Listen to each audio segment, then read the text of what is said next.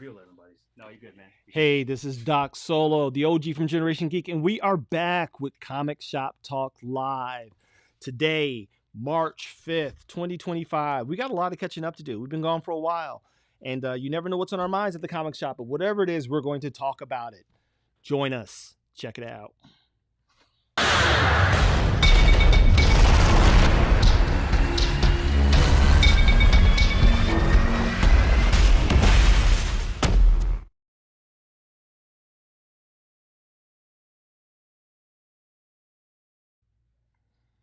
All right. We are still setting up here. It's been a while. Everyone, welcome. We are light on bodies today, and there's a reason for that. A lot of things have happened since we last joined you guys, but it's here. Doc is here. I'm here with Jay coming back from behind the curtain. There's Tommy in the house. First and foremost, we want to give a shout out to the old man of the mountain who's not with us right now. Old Gandalf the Grey of Amazing Fantasy. Eddie, we miss you. Sir. Recover, get well, get strong, and get right. Okay? Get right. And also, we want to give a shout out to Dave. I don't think we were live. Dave First time. has had a new addition to the family. All right? A new bat fiend has joined his clan. And we want to make sure that we show love. But today we got enough. It's me, it's Tommy, it's Jay, and we're going to play a little catch up. Sorry for being out for so long. The beginning of the new year, let's just say the new year hit. It hit. We had losses in the family, a bunch of shifting, tectonic shifts in us personally, and again, babies being born, people being out for medical reasons. And we couldn't get everybody together, and you can tell we still ain't got everybody together, but we got what we can, just so we can, break the ice, get back into the rhythm, and start bringing you Comic Shop Talk Live straight from Amazing Fantasy Books and Comics in lovely Tinley Park, Illinois. If you're watching this on live or on replay, let us know your comic shop. Give them a shout out in the comments, and we're gonna dive into it. We got some things to talk about. A lot of things. Since I am facilitating, I want to kind of take advantage in my geekdom. I think this is the blackest comic shop talk has been. It's the blackest. I think this is the blackest it's been. Since we started. This is the blackest episode of Comic Shop Talk, The right blackest after episode. Black History Month. Black History Month. Right. Comic Shop talk. This is a milestone only episode. Right, exactly. The brothers, the Comic Shop Talk Live, coming at you. Y'all are stupid. One of the things that I want to talk about is just some comments. One of my favorite properties is now winding up season 3, and that's Invincible. Invincible. I don't know if you guys have watched it on Amazon Prime, but if you have not, do yourself a huge favor and check out Invincible. I've always been a fan of the comics. Actually, I got to get those omnibuses. I keep saying I'm gonna get them. I got to get those omnibuses. This is just one of those things. I got every issue. You were young, so I had went to. through all of them. Yeah, when you became old enough. Yeah. I I don't- don't come on the line. Huh? I think I was still too young, and I didn't get a care too much for characters that were mainstream at that time. Mm-hmm. I was like, oh, okay, he's fly, he's strong, but as obviously my taste matured with my age, I'm like, oh, bro, I read that entire thing twice, 3 or 2 times. Yeah, and surprisingly, the animation, the cartoon, the series is not disappointing, even with its revisions. Yeah, and compacting everything. Yeah, the revisions that they made were absolutely beneficial to the story. They actually, it's rare that you get an adaptation that improves what the core property put out there. Yeah. You know what I'm saying? It doesn't happen a lot. It does not happen often. Yeah. It does not happen. And the fact that it's doing what it's doing in the ratings despite being delayed, right? Mm-hmm. Despite the faux pas of splitting season 2 into 2 segments with a 4-month gap. That was a huge misstep on their part. And Amazon not putting marketing resources behind it, admittedly, right? No sense whatsoever. It still outperforms most streaming properties every time it drops, and I think that's a testament to what Kirkman and I can't believe I'm giving Seth Rogen props. But yeah, I'm down for it. I'm here for it. And so check out Invincible season 3. I don't miss it every Thursday. I think it's every Thursday. New episode. Right. I think they got like 2 or 3 episodes left. Yeah. Also dropping this week. Not a whole lot. Not a lot. But Ultimate Spider-Man number 14. Okay, if you're into mainstream stuff and you're a Spider-Man fan, an Ultimate Spider-Man fan, this series, I don't know how to feel about it, to be quite honest. It's 50-50. Yeah. So, to me, this is my issue with the book. The pacing is about an issue and a half too slow. Mm-hmm. Hickman is a good writer, but Hickman takes a long time to get anywhere. Oh my gosh. For sure. Yeah. Once he sets it up, though, and he hits you with the payoff, you're oh, yeah. right. Yeah. Right. okay, now, Like Fantastic Four, the Fantastic Four run. same thing. Yeah. Now the other 10 issues are justified. Mhm. Right. So when I tell you that issue 14, that's a good issue. This is a good issue. It's still Tommy recommends Mhm. issue 14, I recommend Ultimate Spider-Man. Ultimate Spider-Man. My issue with Jonathan Hickman still stands, though. This is a thing. Speed your books up just a little bit. Yeah. His I'm with pacing you. is horrible. Speed them up a little bit. His pacing is horrible, and I think that's where it loses me. You know, as a writer and an educator and a fan of the medium, comics, because of the nature of the medium, is so dependent upon pacing. Mhm. It's heavily dependent on pacing. We've gotten entire issues of nothing but talking heads. Mm-hmm. You understand? You dig what I'm saying? Side by side. That is a problem. Walking side by side. Where nothing remotely, and it's not saying that the information provided isn't. Right, it's not valid. Is, Yeah. is, You need it. you need it for him building the story. Right. The problem is the monotonous pacing of it. When you lock me into a dinner date with 4 talking heads for an Yeah. entire, and he does this like 3 or 4 times. Yeah, like 3 pages. You dig what I'm saying? Yeah. Which Hickman, I don't care if you're watching this, man, but you ever heard of subplots? You know, have something else going on elsewhere that is interesting. You dig what I'm saying? To break up the monotony, take us somewhere. You can take us out of that moment and bring us back. Yeah. That's true.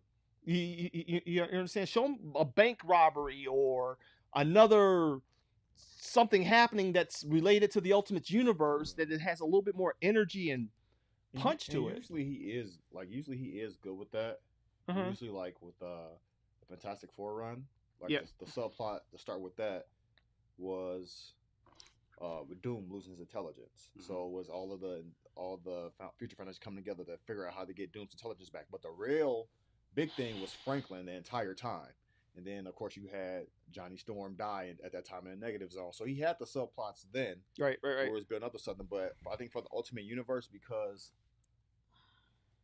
of the resetting of everything, it is, I guess, everything's so new that now he's like trying to reestablish characters to a different audience. I feel like it's harder for him to do a book like this. Mm-hmm. So I feel like with the first round of Ultimate books, the first time that the series came out, they treated like everybody like you never knew who Spider-Man was. Right. That's how it was for everything. Like even the X-Men, you never knew. Like it was like an entire different universes versus having an artist like Hickman. He's not that type of artist. Like that type of writer. He's Mhm. very good with already established characters and making them to something bigger. Mm-hmm. But now you have Building upon the mythos. Right, now you're trying to have him Yeah. reestablish Kraven. I don't even remember Kraven from the first time Ultimate Universe. I don't.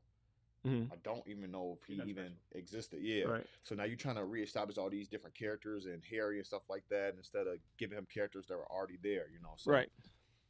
I feel like he probably Hey. wasn't the best person to start this, Mhm. but maybe if they had an actual event, he probably would have been better for that. Like if he just did. I can see that. Yeah. I can see that. And I'm sure. I mean, I'm hoping somebody is communicating with him that the problems that I mentioned, because Yeah. I by and large I like Hickman stuff. Yeah. So I don't want to come off as if I don't like his work, but the droughts, it's worse than some of those anime manga. No. Pauses. You know what I filler mean? Episodes. Yeah, those filler episodes. I'm like, dude, Yeah. why? And literally just talking heads. And then I don't know what's up with Marco Chichetto, he used to be one of my favorite artists. Okay, he used to be one of my favorite artists. As of late, he has become hyper dependent on digital assets and pretty much relegating any artistic chores to just the figures. And those of you who know art, you can see it. You understand what I'm saying? Similar to Donny Cates a little bit. Yeah. Still an incredible artist out of Italy. I don't know if he's getting the effect that he desires from his work by using this system. Quite honest. I know that most fans probably won't pick up on it. So this is more of a critique from, as an artist myself. I would like to see him at least commit a little bit more effort on the art chores. Again, I use digital assets as well. My problem is that the overuse of them. Okay, especially when there's no, like when you're in Clip Studio Paint and you bring an image in there and the outline is clearly digital and completely sterile, devoid of any artistic life whatsoever, and it's just kind of sitting there. That's a problem. That's kind of creatively lazy, to be quite honest. And so, yeah, but I'm gonna check this one out because everyone's saying that issue 14 we get some action. I'm not a big Spider-Man fan. You've never been a big Spider-Man fan. No. Yeah. He's not powerful enough for me. Yeah, he likes Sentry and Hyperion and on to OP. Thunderbolts is coming. What are you guys' thoughts about what's been released with Thunderbolts so far with the trailers? And I'll let you guys, Mr. OP, thoughts about Thunderbolts and bringing the Sentry into the MCU with them. I'm scared. Mm-hmm. Because I feel like that would have been way, way better as an Avengers movie. Way, way better. The Sentry and Void? Oh, that would have. Oh. Yeah.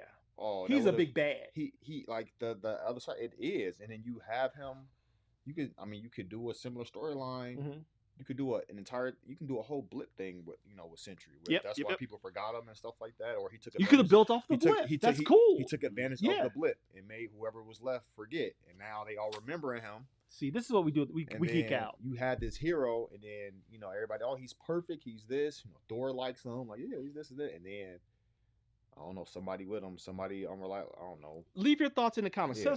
Tell us what you guys think. We are live, okay? And if you're watching this on replay, let us know in the comments about what you think. I like your suggestion of building on the blip. That would have been a great way to introduce the next big bad in the MCU, which could have been the Sentry and the Void.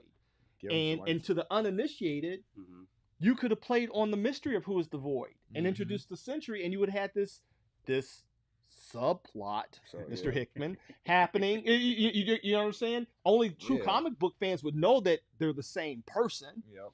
When he's like killing villains. I would have rocked with that. You know what I mean? You got this Superman type, but you got this equal opposite evil. And they're trying to piece it together. What are your thoughts, Tommy, on Thunderbolts and what they're doing? So, for context, pre-Immortal Hulk, the strongest the Hulk had ever been was World War Hulk. Yes. The Sentry fought that to a standstill. Yes, he did. Yes. The World Breaker Hulk. He was World. He became World Breaker after that. Right after that. Yep. Fans are very particular about that. Yes. It's the fans, most irritating we have to be. The world is like, no, World War Hulk and World Breaker are two different things. He became World Breaker after he was like, all right, okay, bro. I've been out nerded, man. I gotta leave. Yeah, you got it, bro. No, thank you, man. Thank you. So, with that context in mind, why is that character in the Thunderbolts movie? And for that too, that's not even the Thunderbolts. That's a bunch of people with a couple of them have a super soldier serum. Right. They shouldn't even be in the same movie. in the trailer, and this is why it doesn't make sense to me. In the trailer, this is not me spoilers because I haven't seen it. Right.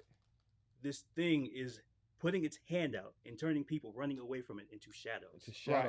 Literally. What are they gonna do? Like, how are they gonna do? How are they gonna fight like this? Nagasaki, like they blowing people up, and it's just all that left is the ash and shadows of people. Right. Like they're gonna punch and shoot it. Now, if they made like a horror movie, that would be cool. It'd be a good aesthetic then. Yeah, something you can't stop, and he just leaves. You gotta run from the Sentry. Yeah, like, that would be cool.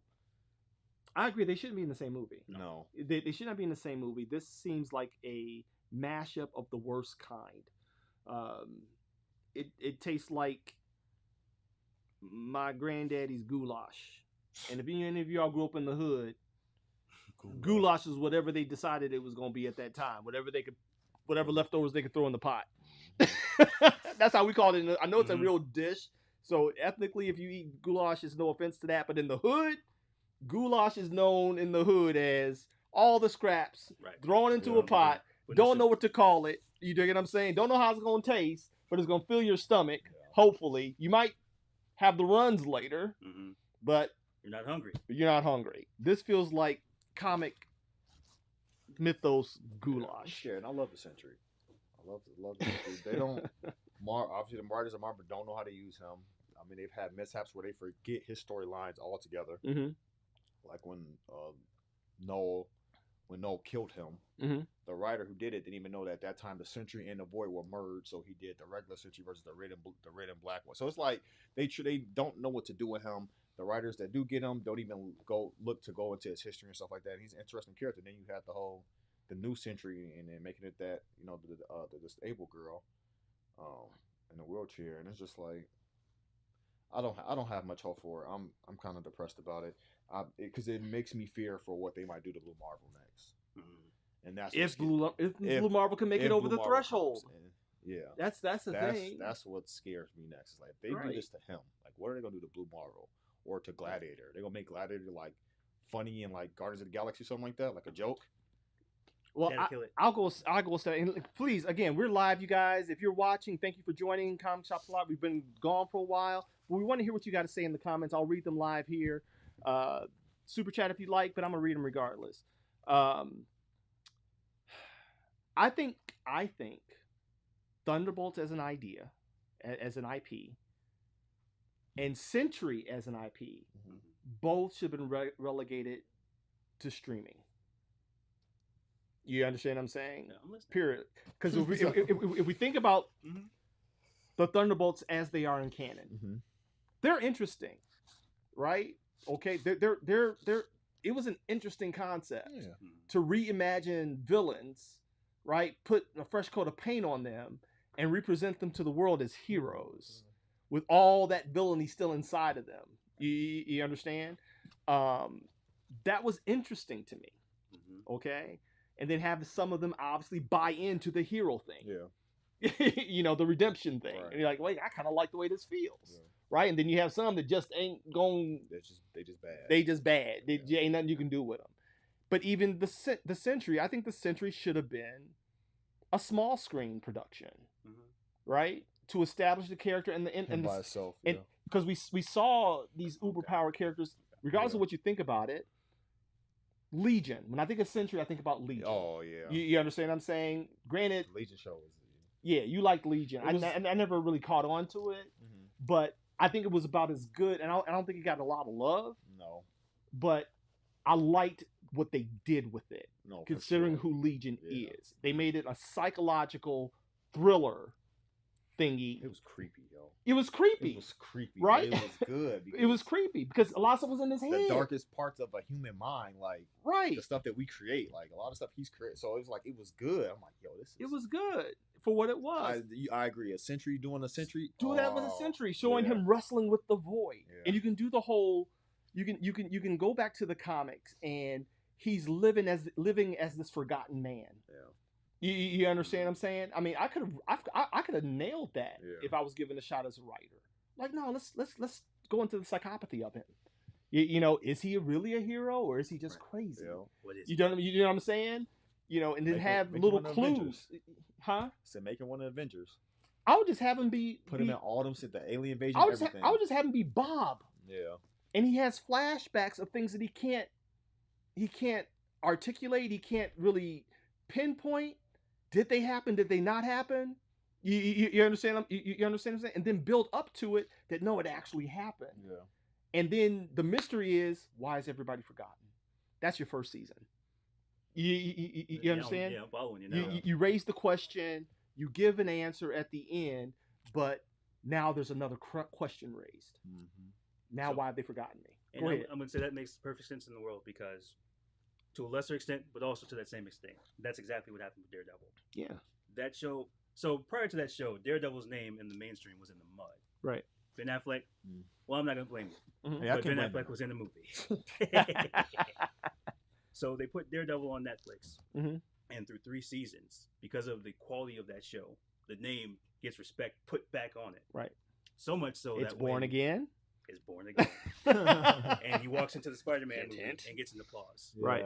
Right. Yeah. So we're going from a character whose name was nothing to being rehabbed in a television show to being something. Right. That's the way in for a character like the Sentry, because when a character has all the powers and you can't beat him in a fight, Yeah. now it becomes the other piece.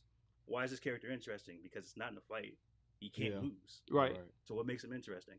It's the stuff that you're describing. The Yeah. psychopathy. Yeah. Right. The mental illness. Right. Did it happen? Does this history reimagine? And in the flashbacks, you can satisfy the fans with your fights and your retconning of history and show them teaming up. Yep. Right. These are actual episodes. Yep. And then he wakes up and is like, what just happened? Yep. You know what I mean? Mhm. Did this happen or didn't it happen? And why am I having these dreams? I can see it now. Right? And so, I'm at the Battle of so New you York, what I don't like about a lot of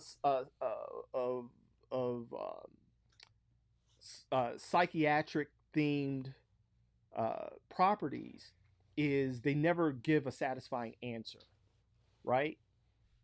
I think you could do that here, right? Even if that's what happened with Heroes. Remember Heroes? They never gave a satisfying answer, Season Yeah. 4. right? They I went love down the Heroes. rabbit hole. I'm like, Silent. you never gave an answer to anything. How is Sylar doing this? Is he how do Is they he get their eating the power? The brains? what? Is he- Right. You know what I'm what's he saying? doing? And you kept raising questions without giving satisfying answers, and eventually it led to fan frustration, right? Sentry, you could do that. You can avoid that because now I'm satisfying the geek because I'm giving you capes and cowls. Yeah. You just don't know if it's in his head or if it really happened. For sure. Yeah. you know what I'm saying? And then you can have the counter side. You could do mirror episodes where it's the Void Mm-hmm. because he's an equal opposite and he's having dreams of him too, Mm-hmm. of committing atrocities and encountering superheroes. You know what you dig what I'm saying? They could have done a lot Dude. with those 5 years where nothing was Come on. happening. Exactly. Come on, man. Yeah, all We that. need y'all to do better in Hollywood, man. Hollywood is struggling. I heard the Oscars were horrible. Those 5 people who watched it I was said it gonna was. say So I don't know how you get a vote. I don't know what group you got to get in to pick these movies. Uh-huh. You got to switch. You got to switch your guys out. Yeah. Because they're looking for something different than the average fan is looking for. Right. Facts. Next on the docket, we're gonna roll on through these because again, it's just the 3 of us today. It's the dark side of Generation Geek. Dark side. That's crazy. Friendly Neighborhood Spider-Man. Start us off, Tommy. That is a quality show. All right, so obviously that is a different take than any Spider-Man show that we've ever seen before. For sure. Mhm. This is where I think it succeeds in that where other things don't. In the first 5 minutes of the show, they tell you, with a portal opening up, Mm-hmm. that this is going to be something completely different. Yeah. They prime you to make you understand that this isn't Peter Parker how Yep. you know the story, Mhm. and here's why. And then they send you on your way. Yeah. Right. So from there, let me just say the quality of the show is high quality. Okay. I didn't want to go into it. Well, I went through it with a certain expectation. Now, this is animated. It's not in an animation style that I've seen before and liked, Okay. because it's just now that 3D animation has gotten to a point where you can look at it and say, "Oh, this is good." So it's in a style that I don't traditionally like. Mhm. It's a version of the character where style is good, but sometimes you can stylize something to the point where it doesn't resemble what it originally was. It can be over stylized. Mm-hmm.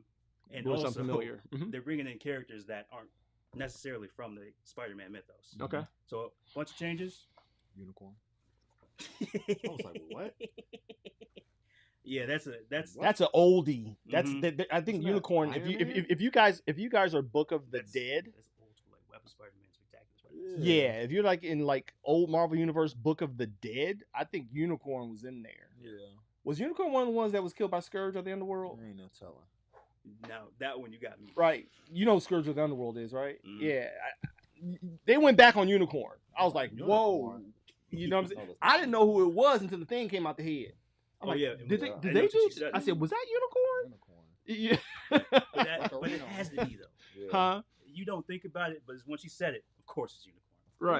Right. Right. Rhino's over here, of course. Yeah, That's I'm unicorn. like, Right. no, I'm like, no, that's a Yeah. But No. yeah, I went to it with low expectations. I was surprised. Okay. It's a high quality show. Okay. It's not your traditional Spider-Man, but there's still a lot of Spider-Man in there. Okay. What are your thoughts, Dave, on Friendly Neighborhood Spider-Man? Leave your comments in there. Let us know what you think about Friendly Neighborhood Spider-Man if you checked it out on Disney Plus. I liked it. Okay. I liked it. Like I said, my favorite part of the entire show, and it was the style of it. I don't know why I liked it. I just did. It was literally when he was walking from the street to his apartment, he literally walked across panels. Like that was Comic all, book panels. it was comics. That I was said cool. that. That was kind of cool. It's that fire. was I kinda was cool. like, it was Yeah. that was literally the only scene I was like, yep, I like this. That had you hooked at that. That had point. me hooked at that point. I said, nah, But they didn't repeat it. They didn't do it. They didn't do it again. didn't They did revisit it the it. one time, and I Yeah. was like, that I liked. Do you think they should have revisited that? I feel like to Or- make it a thing. They should have made it a thing. Yeah, to At make least it once in an episode. Yeah, like once in an episode or whatever. You know, like that would have been cool. Him swing. I don't know why they walked away from He it. 'Cause it walking. wasn't. It was effective. Or he swings, you know, Yeah. to like swings through a panel. Like Yeah. that would have been cool. Yeah. Like I said, Why they make the decisions I they always do? we will never enjoy, know. especially like I said, growing up in this, always seeing the same story rehashed over and over again. Mhm. I like it when it's different, but not too different. Especially if it's a different universe, things Mhm. will go differently if it's a different Right. universe. It doesn't have to be super drastic, but okay, yeah, it would make sense in one universe for Norman Osborn to be his mentor Mm-hmm. and to Batman him and give him all these suits and stuff. Make references like Black Panther, like that stuff was cool. And wasn't it Prometheus? Prometheus. Yeah, and, like that was cool. Like the different suits he had on. Like I like Yeah. that part of it. Like that was cool. Like Prodigy. that's what would happen. Yeah. And he will get figured out pretty fast because Yeah. he is a Yeah. 15, 16-year-old high school kid Yeah. who probably ain't good at keeping secrets like that. Like, Mhm. and it's pretty obvious. He's like, no, I knew it was you. Like, I was Yeah. gonna find. So I like that part of it. That was cool. So they're gonna get mad at us if we don't say it. Let's talk about the race swaps and the characters that Well, they dropped. in. first before we go there, let me tell you what I think about it, and then we'll go into the race swaps.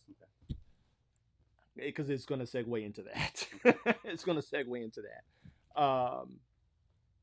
I was pleasantly surprised. Mhm. As for those of you all don't know, I'm also an animator. I started working on episodes of Batman animated series and Animaniacs back in the 90s. So everything back then was done traditional.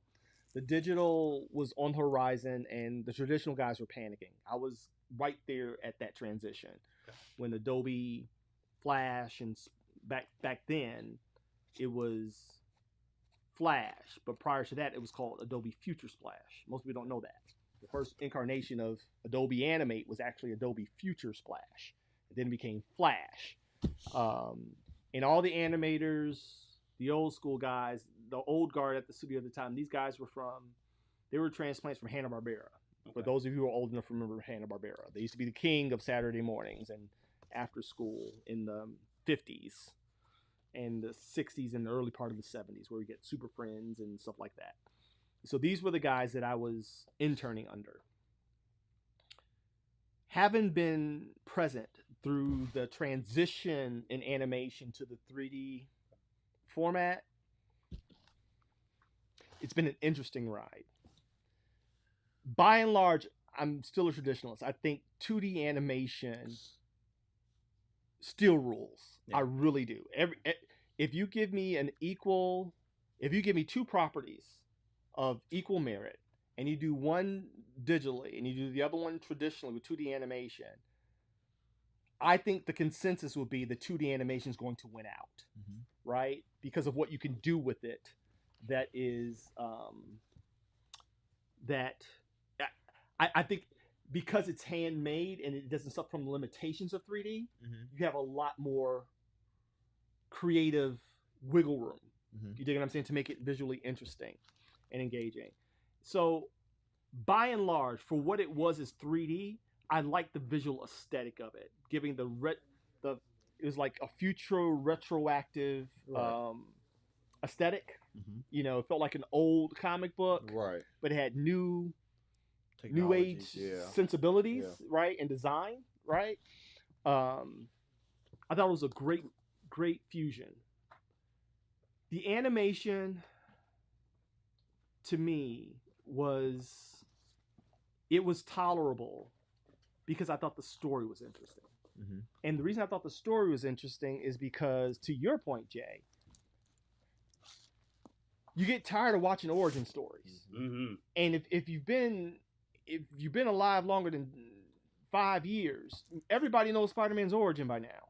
And Batman and Superman And the Hulk. You know, and you don't have to be a comic book fan to know those. That's not fandom not required. That's pop culture, right? That's part of pop culture at this point. It's American mythos, right? At this point, absolutely. And so, I thought it was very risky, very ballsy to do that, right? Even in another universe, because you suffer from the potential feeling of redundancy. I think it was about as well done as it could be done to revisit an origin, if that makes sense. Okay. The casting, which leads into the race swapping. I'm not a fan. Those of you, please leave comments on what. I'm not a fan of race swapping, even if they are they're being replaced with my skin tones. Not a fan of it by and large. That's the fan part of me, not the necessity for diversity. That is, we know that's a thing. We kind of need that in media, right? I grew up at a time in the 80s, shooting the 90s. Go on YouTube, if y'all on YouTube, go on YouTube and pull up any documentary from the 80s or 90s and tell me when the commercials come on, what do you see? You will not see us, right? At all. You follow me? So we've already established that that's trending in the right direction. But still, the race swapping to me is a sensitive thing, because I don't know if I need that. I don't think I need it. So when I saw Norman Osborn about to be black, I felt a little wall go up. I felt a little resistance raise. You know what I mean? I'm like, why? But he worked. I just saw Norman Osborn. He worked, and all I saw was Norman Osborn. And Coleman Domingo delivered on the character with the voice acting. And I'm like, okay, that's Norman Osborn. You know what I mean? The voice fits, the swag fits. You know what I mean? Not a fan of Harry. That was out there. Not a fan of Harry, admittedly. What are your thoughts on the race swap and not having Mary Jane having the Filipino love interest? You know she's Filipino, right? Yeah, I know. Right. Yes. I just want to make sure that my daughter, his wife is Filipino. My daughter in love. So, you know him? Yes, Yeah. sir. Oh yes. Oh. When I went to just pick up my car a few months ago, he kept looking back. You never know what's gonna happen at the comic shop. See? Yes, you never know. Yes, you never sir. know. Yes, absolutely. You never know. He was talking about Dan and his shoes. Yes. Yep. Well, it's culture and community, and so I didn't know how I felt about not introducing Mary Jane and having this love interest. I don't know if she. I don't know if she was necessary for the story. Okay. What are your thoughts on the race swapping? Okay, so I'm going to give you a dissertation. Okay. Not really. Yep. All right, so as far as Spider-Man goes, Mary Jane is a later addition to Peter Parker's life. Right. Sure. You can do it because it's an Elseworld sale or What If now, right? Because it's an alternate dimension. Right. But Mary Jane doesn't pop up for like 30 issues of Amazing Spider-Man. Facts. We get Gwen Stacy. Right. Well, both. Gwen Stacy and Mary Jane are both college editions. Right. We're talking Betty Brant and other characters. Facts from high school. Yes. So it makes sense to not have those characters and have them be somewhere else. Okay. It's not wrong, but it's a choice you can make. For sure. I agree with that. I think today I learned. At this point in time, I can concede that. I think Mary Jane is overexposed in relation to all of Peter Parker's other love interests. Okay. Especially if you're doing a young Peter Parker. Okay. With that being said, so we're talking about Nico, right? Right. Okay, so I thought that was a weird addition. It is if you don't. So this is the thing. I'm going to say a name. Leave your thoughts in the comments, y'all. We're just talking. Bo DeMaio for X-Men. He was a fan. Right. You can tell the same thing about the guys. I don't know their names because they're not as controversial. The guys behind who've done Your Friendly Neighborhood Spider-Man. Okay. There's deep cuts and there's deep lore. Right. But also you can tell that they're of a certain age. Yes, they are. if you were like reading like the B tier Marvel stuff, there was a book by I think it's Brian K. Vaughan. Don't get mad at me, I'm old. Right. It's called Runaways. At that point in time, Runaways was like the teen thing to do. For sure. It was. So It was hot for a second. It was For a whole 5 minutes. So I think just like the Lonnie Lincoln thing, that's a subplot that they're weaving into the story for later down the line. She's there for story reasons in this multiverse thing that they're gonna do. Yeah. To bring in Runaways. Right. Or something along those lines. Right. But for sure, well, spoilers for a thing that happened 15 years ago. Okay. Right. Yeah. But yeah, she's in there because she can't be your traditional damsel in distress, because I don't think that they want that for this aesthetic right now. Okay. She's an important character outside of being somebody's girlfriend. Absolutely. So I think that's why she's there. Okay. But if you're gonna make some changes, why not make some changes? Okay. But as far as like race swapping in general, this is where I think you get a disconnect between people who make stuff like that and people who are just regular like me. So most of your people, when they see a actor be a character, they're that character forever. They're that character forever until they age out. Rest in peace, Christopher Reeve. Yep. There are people that saw that when they were this tall. Yep. You can't be better than Christopher Reeve. Right. There are people that like Michael Keaton. If you're a little bit younger, you're a Christian Bale guy. If you're a little bit younger, you're a Rob Pattinson guy. Yeah. Right. You can't get better than that, no matter what happens. Right. T'Challa. Same thing. Right. Tough. That's gonna be tough. Man, that's You gonna can't be let tough. him go. You can't let him Chadwick, go. that's gonna be tough. Yeah. Now this is the dish. Aldris Hodge. I'm putting your name in. I buy you as T'Challa, bro. Well, I'm sorry. Well, we'll get back to But that. go ahead. something leaked out.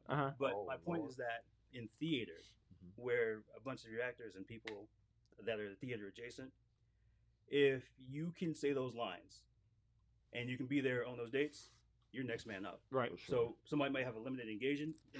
Hugh Jackman will do it. He's got to go. Another guy will come in and play the character. He'll go for 2 weeks, and it's down the line. Yeah. So to them, nobody's the character. The character's the character. Okay. To everybody else that's not in that world, this guy's the character. Yeah. So in that theater world, you can be of any race. It doesn't matter to them. Mhm. Yeah. But that's not necessarily reflective of how America or the world in general sees characters. For sure. So it depends on what mindset you're in. Race swapping as an idea, I don't hate it. It becomes a question of, is that to serve the story or is that to serve something that you feel like you need to do? Okay. My point, again, as an educator, is that if it doesn't serve the story, it's unnecessary. So, what you got, Jay? I got a comment. You got a comment? Oh, Andrew Garfield stands right up. Yeah, I mean, I'm not big on the All right, Just Tales, thank you. the race swapping either. Like I said, I just saw Norma Osborn. Now, obviously, when we go back to the old drawings and even the '90s Spider-Man show, Norman Osborn had waves. I don't know many white boys with waves. It is just a fact of the matter. It just is what it is. So, as someone who used to, my son remember, I used to, yeah, you used to have them. You used to get seasick watching this up here, boy. Now it's like, you know what I mean? But back in the day, it was stocking cap down, That's all. pomaded up. But again, when I saw it, I didn't like. I hate when people say I don't see color. I feel like that is one of the most. Yeah, that's idiotic things you can say. problematic. Yeah, I don't That's see color. problematic to me. You have Yeah. to see color, like otherwise you're colorblind. Right. But what I'm saying, when I saw the Because you'll miss when color matters. Yeah, you'll miss when color matters Yes. if you don't see Yeah. color. Mm-hmm. Now I just saw Norma Osborn. Right. He wasn't ghettofied or Nope. black, exploitative. Like no, it was Norma Osborn. Harry, they kind of lean into like the rich kid thing. Right. The rich spoiled kid thing with the Instagram. But I feel like it was more pop culture than it was him being black. Okay. Okay. So I didn't. I just saw Norm. I honestly thought it was William Dafoe. I did. I'm like, who? Like he sounds. Oh yeah. I thought it was until you told me it was Cole Domingo. I'm like, oh, like he sounds like Norma Osborn. Guy That's from what Walking Dead. You guys remember? Yeah, like that's what I expect Norma Osborn to sound like. Yeah, so I'm not a big fan of it, but I feel like it was fine. I don't see how it served the story because they didn't lead into it. They didn't lead into any connections to Wakanda or nothing. So I don't see the reasons, to make him black aside from the waves. Right. But other than that, That's number one reason. yeah, that's number one reason. Like you gonna give him waves, like they should have did that. But other than that, it didn't bother me. Like I said, as far as story purposes, I don't see no part of it, no point of it being a story than just saying it's another universe. And in this universe, Norman Osborn is black and is the man in the chair for Peter. You know, so one of the problems that I have, one of my favorite parts of Friendly Neighborhood, but also I see a potential problem as far as character craftsmanship moving forward. Believe it or not, is Lonnie Lincoln. Tombstone. Becoming Tombstone. You made him too likable. You understand what I'm saying? And now I can understand wanting to set him up as a villain that you can sympathize with, but there has to be some significantly traumatic event for him to deviate from the character that you've established. His brother gotta die. Somebody gotta die. You know, somebody very close to him has to die. It may be the girlfriend. It may, you know what I'm saying? It may be his brother. That's what I thought they were going to do with the Scorpion. Like, because he's got to, at this point, he's got to do a complete 180. Yeah, true. From his character type. He's a good kid. Because he's a good kid. He's not built like that, bro. Like you know what I'm saying? And we know who Tombstone is. Tombstone is a thug. That's a dangerous man. Right, you know what I'm saying? He's a dangerous dude. Should have been a Luke Cage villain. And he should have been a Luke Cage villain, man. I don't know why he aspired. Come on, he should have been a Luke Cage villain. What y'all think? Y'all think Tombstone was wasted on Spider-Man? Right. Tombstone should have been a Luke Cage villain. There's some stories that could be told. Yeah, some stories that can be told, and the fact their power sets will cancel each other out. You know what I'm saying? Even visually. Even visually, that'd be cold. Oh, yeah, that'd be cold, man. I'm curious to see if they have the chops to execute that properly, if they have the creative ability and the writing acumen, because I'm sold on him being a good kid. Yeah. You dig what I'm saying? Yeah. And then even in having a traumatic event alter his personality to where he goes off the rails and completely buys into the gangster hoodlum lifestyle. You got to make me believe it. Yeah. You understand? You know what I mean? You really got to. And there's got to be a lot of things happen. A lot of things have to happen for me to believe that as a viewer. Just Tale says, it's totally fine to change a person's character if it suits that director's idea for the story. There are so many different universes for these characters that we can tell us. The problem with your assessment, Just Tales, is that based on the cadence of productions and cancellations, you're not guaranteed to get to that point. You're not guaranteed to get to the point to tell the story. And again, I teach this. If I'm creating something, like I'm creating pitch decks right now, right, for properties to pitch to clients, I have to ensure, and they did it with X-Men 97, which was brilliant. You dig what I'm saying? They created that series that if they did not get another season, it was all left on the table. For sure. And fans left satisfied because they know if there's any hint of declining viewership or off with its head. Yeah. You understand? And so that's fine if you have the luxury or you have a guarantee on that. But in today's media landscape, that's not a thing. It's by and large not a thing, especially with the tumultuous situation that Marvel and Disney are in. Okay, so I would much rather you give me a good kid that has a little bit of darkness. You understand what I'm saying? You didn't give me any hint of that to make it believable. To make it believable. Like, how'd you go from? But he compromises on some things that most people say, oh, I don't know, that doesn't necessarily make it bad, but I could see it. But he was so foundationally pure. Yeah.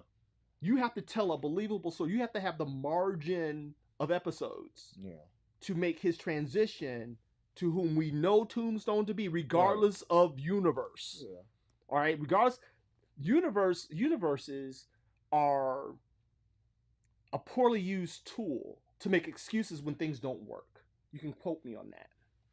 True or false? You can disavow it in a universe, and you can disavow and abandon and trash that entire universe and say it's not canon. It's lazy creativity. It's lazy creativity, right? It's safe, You're not putting all your chips in because you can write it off if it don't work as a universe. And if it do work, you can make some creative way to fold it into canon. Yep. Yeah. Universes are a cop-out. I just believe that. Okay, divergent universes. And so, but again, to your point, we're talking about the generation of writers, right? I'm biased. I don't think they have that level of skin in the game at this. They don't want to go all in on that. They want to play it safe. Okay, not that I don't fault that. I get the why, but you have to know who you're writing to, the nature of the landscape. You dig what I'm saying? And hit it and get out. X-Men 97 did that. Yeah. Flaws and all. It's like, okay, if they don't get a second season, we done. Yeah, like that was good. They compacted a lot. Yeah. I got enough. All right, so Captain America: Brave New World. I think we are far enough away from it that if you have not watched it at this point, it'll be on Disney Plus probably next week. Right, if they have any sensibilities. So my thoughts. Oh, we have more comments. Let me see. We go to Jerry Asano, who popped in. I've always been fascinated by the comic world. I would like to hear all about the nuances and backstories that are just lost in other mediums. Plus, comics, when explained, seem like so much hype, not in the movies. You are 100% right. Yep. Okay, Jerry says, you address him, Tommy. He's always been fascinated by the comic book world, right? He hears all about the nuances and backstories that exist, but are just lost in other mediums. By the time it gets to the movies or to the streaming service. Plus, comics, when he hears them explained, they seem like there's so much hype, but it's not presented on the other platforms. What are your thoughts about that? Oh, great point, Jerry. So my shock response to that is, it's because whoever's making your transition to the other medium didn't read it. Yeah. So, in prime example, your Friendly Neighborhood Spider-Man and X-Men 97. There are characters and there are things in those things that you can only have known about if you've been reading the stuff that's deep. Facts. For sure. Like Unicorn. That's not a character that's in Amazing Spider-Man. You had to read one of 3 Spider-Man spin-off books from yesteryear. Right. You have to be my age. True. And X-Men is the same thing. Yeah. Even right now, there's about 15 X-Men or X-Men adjacent books on the shelf right now. You got to read that stuff to know this. No, seriously. Right. So, in response to that, you have to have 50 years worth of knowledge, and you're a screenwriter. Your love is television. It's films. And you have to do an adaptation of a thing that you're not familiar with. Yep. And people in your circle say it's silly. You take the bones of that and you bring it over. You just do enough to where people like us in here won't say, "Oh, this didn't make any sense." Right. And that's as far as you're going to go. Right. So that's what it is. You have to have someone who has a love for the medium that also has the skill set to translate it to get absolutely those kind of characters. What do you got to say to Jerry on that point? No, I agree, because I have people always ask me all the time, okay, so what did you think this? Why did this happen? And I tell them, and they're like, oh, so this happened in the comic, this, and I'm like, yes, it's so much history that they, to their credit, are trying to compact and make to fit the story. But back to what Tom was saying about the tie-in books, I think like last week, I spent all of last week going back reading X-Men Legacy and New Mutants, because I wanted to know how they interconnected with Legion. So I went back and read all of it, like from Age of X and everything, because I just didn't know how we got here. But it's just I had to read both books to get some of the stories. So you need people who are well versed to make it make sense and see a connect, so that you can see that you are getting kind of a watered down version. Because the thing that the MCU kind of messed up on was that they did give you these individual stories and they built the universe, and then it's almost like they just stopped trying to build. They were just trying to give you stuff just to make money. So when you had just Iron Man movie, you built Iron Man. You just had a Captain America movie, just Captain America. You had a Thor movie, just Thor. But then they start giving you all of these movies. Now you got the Thunderbolts, and now you have the Sentry, and you have Red Hulk. And just give them their own story. People will follow along. Establish them. And you will, granted, I get you trying to get to your big end game. I understand that. But the only reason that worked is because you took your time with all these properties. You didn't rush it. The characters we didn't even know about, we didn't. We didn't know about Falcon. We didn't care. We knew he was there. We didn't care. We didn't care about Shuri. You didn't have to build her up. No, we wanted Captain America, Thor, Iron Man, Thanos. Yeah, you can leave them like that. Right. And so I feel like that was the big mistake. And then they tried to force certain characters that nobody's asking for. I'm sorry, keep going. Nobody asked for Captain Marvel. Nobody asked for Brie Larson. We did not ask for that. Right. We didn't. We didn't ask for Riri. We didn't ask for Riri. We didn't ask for Riri Williams. We didn't ask for that. So, and mind you, this is the Black edition. Yeah, I feel like that was a lot of comic shop talk. We didn't ask for you, Riri. They just rushed it. Like, so if you just gave us a good story, even in Captain Marvel, you actually gave us a good story with Marvel. Right. I would have liked to have seen the blonde-haired, blue-eyed story of Marvel. Yeah, Marvel. You know what I mean? Marvel's first attempt at a Superman character. Yeah. You know, I think that you hit the nail on the head, Tommy. You both make valid points. I think you hit the nail on the head, but you didn't sit there long enough for me, for my taste. Is that, by and large, Jerry, the reason you're missing so much content in Mythos is because they are intentionally hiring showrunners and writers that have no familiarity with the mythos. Mm-hmm. The twisted logic in it is that they will bring something fresh to the table. Different. But it's hard to bring something fresh to the table when you've never even been to the table. Yep. Does that make sense? It's so counterintuitive. Absolutely. Right? You've never been to the table. So how can you bring something fresh to the equation? Right? You never even knew the equation. And so you have these, and here's the thing about creators, Jay. They are notoriously pretentious and consider themselves uber intellectuals, that they know best because of their creative slant. The best creators I've ever met, the best experiences I've ever encountered from writers, from directors, were those just starting out that realize, I just want to tell a good story. Mm-hmm. When you think that you've already mastered that, you're setting yourself up for failure. When you think you've arrived and you literally just got there, two different things. You know what I mean? You just got there. You have not arrived. When you first get there, you got to cut your teeth. You got to prove yourself. And so that's my thought on that. Okay. He said he wants to start reading comics digitally. How would he do so? You don't. You don't. Find one of these places. You don't. Find your comic book store. Yep. And that's the reason why this we're doing this show here, Jay, is to inspire you. This is where you can play catch up, man. Mm-hmm. Seriously. The best place to play catch up is to come here and have these conversations with guys that have been in it. Right? And they will point you in the right direction and you'll save money. Yep. The problem, digital comics, I understand you just want to read, right? I get it. You just want to get familiar, you just want to get exposed. I understand that. Yours is about acquiring information, right? And catching up. I totally can appreciate that. But this is a medium, and you all correct me since I'm the old man in the room. I'm okay with that. Okay, so there may be a little retro thinking as far as this is concerned. But again, remember, I teach this to newcomers, so I don't think I'm that old. There's something special about navigating through handheld literature, physical literature.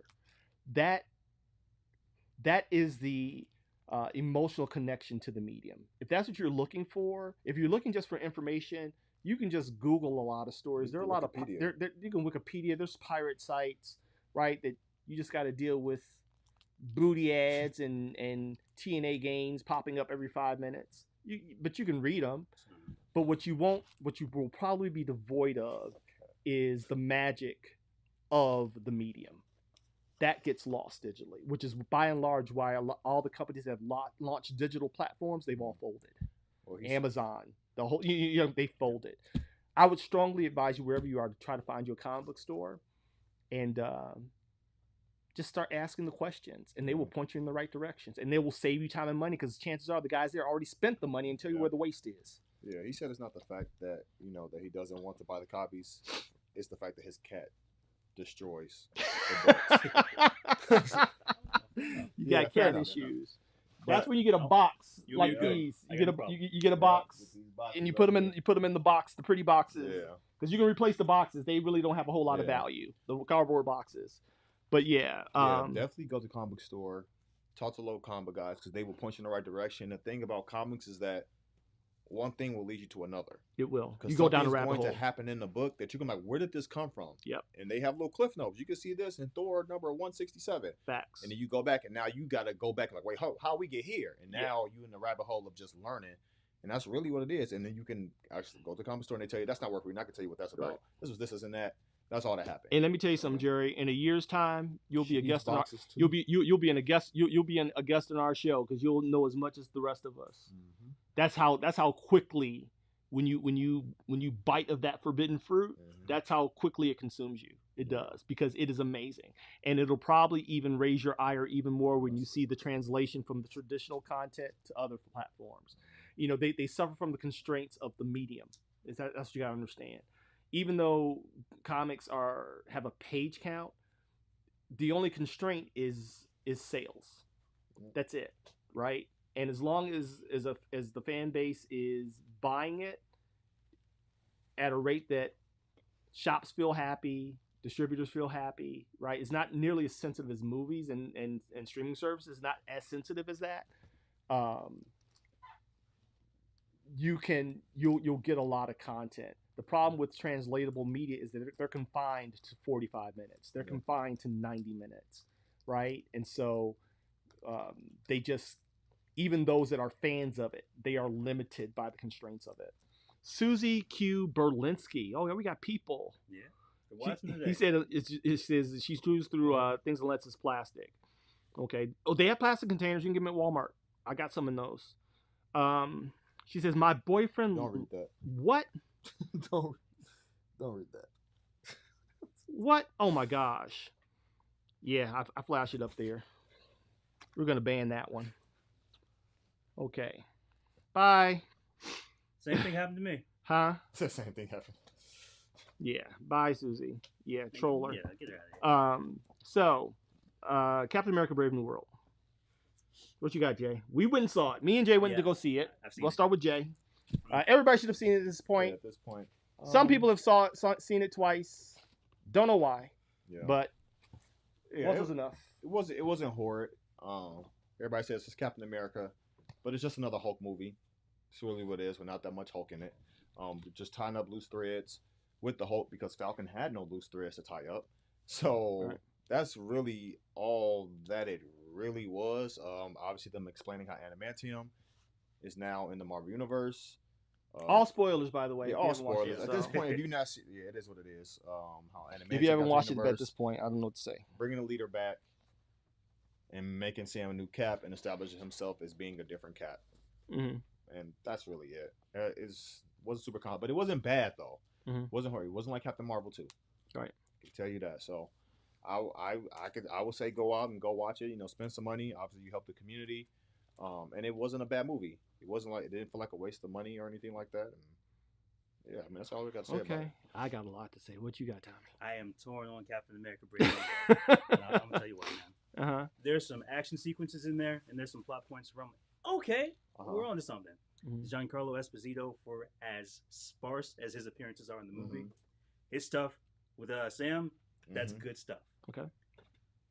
The Red Hulk stuff with Harrison Ford, it's in there. Yeah, This is for sure a sequel to Incredible Hulk 2, yes, it is not Captain America 4. for sure. Unfortunately, I think you can tell that a bunch of that is reshoots. It's a Frankenstein movie where some of it is really good and some of it is an afterthought and some of it through budget constraints, we can't do anything about this. Yeah. So there's something there. They don't find it though. Okay. I like how succinct you were with that. And I agree with that. So me and Jay and the family went to go see it. In full transparency, I bought all the exclusive movie theater merch that came along with it.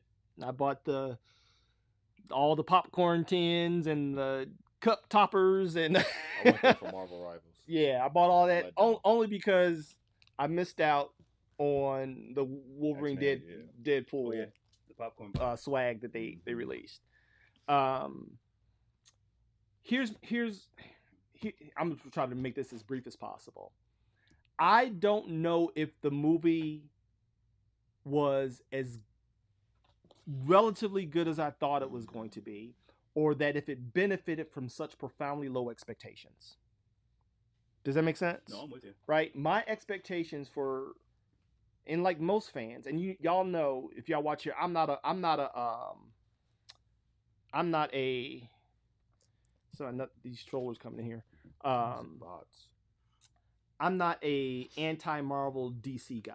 I'm not nerdrotic and critical drinker and those dudes. I'm not. I think many times they do more harm than good. You gotta sensationalize the hate. Right. Sensationalizing the hate. And granted, they've given us enough to hate, but don't give me hate without giving me something equal and opposite to love if you're trying to help this industry. If you're trying to benefit the fandom. You understand what I'm saying? Yeah. Hate is easy. Hate is easy. Tell me what you like. Let's try that, right? Okay, you don't like this. What do you like? What would you recommend? You probably ain't got one. Right. And that's the truth. I'm just calling a spade, right? You can look at these people's content. It's not you saying that. Yeah, just look at the content. Just look at it. Look at the lion's share of it. Okay? If there is one thing they like, there are 20 things that they hate. So that you soon forget whatever it is that they praised 20 episodes ago. Yeah. Right? But again, on the flip side, it's a balanced position because the big production companies and media, they've earned it. They've done it, right? They've done it. I wish Eddie was here. Eddie, I miss you. We remember all too well, and this is where our tempered argument comes in. We remember all too well when these were just the stuff of kids' fantasies. I would love to see this on TV. I would love to see this at the show. Now we are spoiled for choice. Okay? And we're very spoiled in what gets delivered to us. To the point we lose a certain level of appreciation that these things are even available for us to just see. Yeah. Okay? So it's easy to be critical. Criticism is so easy. What is hard is to have a more balanced approach and critique. Criticism is easy, critique is hard because critique is balanced and it's intentional and it's usually to help propel something forward, not ignoring its deficiencies. All right? And so I hear a lot of critics, I don't hear a lot of critiques. Even in this, I think it benefited from such profoundly low expectations. I gave it, if we're talking about like alpha grade, I gave it a C, right? Okay. But I was expecting a straight dumpster fire. You understand what I'm saying? Right. And so all you got to do is not be that, right? All you got to do is not be that. And if you're not that, then chances are you're going to benefit from my low expectations. Right. You understand what I'm saying? Absolutely. It was better than I expected. Was it good? I would not say that. Yeah. Right? I would not say that it was good. It had some profoundly problematic story elements. Okay, like at the end, that's one of the things I really harped on. Okay, it made me mad. I'm like, Sam, how do you not bring in Betty to talk down her father? It was nonsensical. I thought they were setting up for that. Me too. You dig what I'm saying? Because you talk, they set you up for his strange relationship. Because they reference a lot of Hulk. Mm-hmm. So he's talking about his daughter Betty. She just started talking to me again. He's at his wife's grave. You know what I'm saying? So I'm like, okay, they're gonna set the stage for a Liv Tyler cameo, and she probably gonna come in and talk this dude down. Not Falcon. How are you going to talk down a raging Hulk when you are the target of his aggression? Exactly. That is totally nonsensical. Yeah. He is trying to kill you. How you survive is another problem. Right, that's different. Because you're still a man in the tin can. And this is a freaking Hulk. Okay? I don't care how much kinetic absorbing Wakandan armor you got. You dig what I'm saying? Yeah. Come on, man. Stop it. They put him in a bad situation as a character. They put him in a bad situation, man. They put him in a very bad situation. And so Just give him crossbones. I almost, Well, he did. you could have, again, there's this premise in media and in storytelling, and you've already heard me say it before, which is called the suspension of disbelief, right? Where you take me out of my rational, logical mindset. You force me to put that on the shelf and accept what you're giving me as, even though it's fantasy, as the truth in the moment that I can accept. You know. When you break that and you pull me back and pull my rational brain back into the equation, you've broken the suspension of disbelief. You broke it when you had Sam talk down a Hulk when he was just trying to take your head off. Come on, dude. No, that's when Betty shows up. Yeah. Right? Betty shows up. Bring her in. That's it. Yeah. Her daddy. He misses his daughter. You set up for that. Right. You set the stage for that. How do you not bring that home? You understand what I'm saying? Yet you bring her back in at It's a post-credit. post-credit scene. You didn't need the post-credits because it served nothing. No point. The post-credit had no point whatsoever. Yeah. So yeah, man, it's snowing out here in Chicago, That's man. It was crazy. just raining. Oh my gosh. So Captain America Brave New World, again, I believe it benefited from low expectations. Yeah, for sure. You know what I'm saying? So Definitely had low ones. and it makes me wonder, it makes me reconsider even my position like on Amazing. Yeah. You know what I'm saying? Is this literally the better than nothing at all phase that we're in? Yeah. You know, that's my question. Is that where we are? Yeah. You know, so yeah, that's what we got. We are now right at an hour, so we're about to wrap things up really quickly. Again, we are live from our local comic shop. Listen, we want you guys to go support your local LCS. This is where the culture happens. This is where you get brought up to speed on gaps and the mythos, where you can hobnob and rub elbows with the dude who knows a little bit more than you if you're new to the medium or you're curious about it because you saw something on a streaming platform or at the movies and you got questions, and or you like my guy who says, I heard that all this stuff was so good. Yeah. You know, where do I read this stuff at? Because the movies just ain't hitting for me. And this is where that happens. Yeah. Okay. This is where that happens. Now, admittedly, all comic shops aren't created equal. For sure. Okay. We are a weird lot, but we are a weird lot. But what we are doing is we're always taking new members. For sure. We're always taking new members. And so with that being said, we're about to jump off here. We want to thank Tommy. He's dealing. You guys hear cash registers. That's the magic sound that we want here at the comic shop. Okay, that's what keeps this thing going. This is just our small, humble offering to bring attention to not just the medium, but the meeting place that's been part of his childhood, that's been part of my childhood, and that I heard Robert Kirkman says he wants his great grandchildren to be around to visit the comic shop and read comics. Now, you know. Before you sign off, real quick. Yes. If you're good at something, never do it for free. Find a comic book store where there's people that are good at their job. You'll hear a cash register. You'll see a podcast in it. Yeah. Yes. Find one that's good. They exist. Facts. They exist. They're not all created equal. He's absolutely right. So on that point, I'm Doc Solo. For Tommy, for Jay, for Eddie who's not here, for Dave who's dealing with the new kid. We're praying for you guys. Come back soon, Eddie. Can't wait to get you back in the saddle, Dave. And we're out of here. Remember, keep it geek. So, peace out. Peace.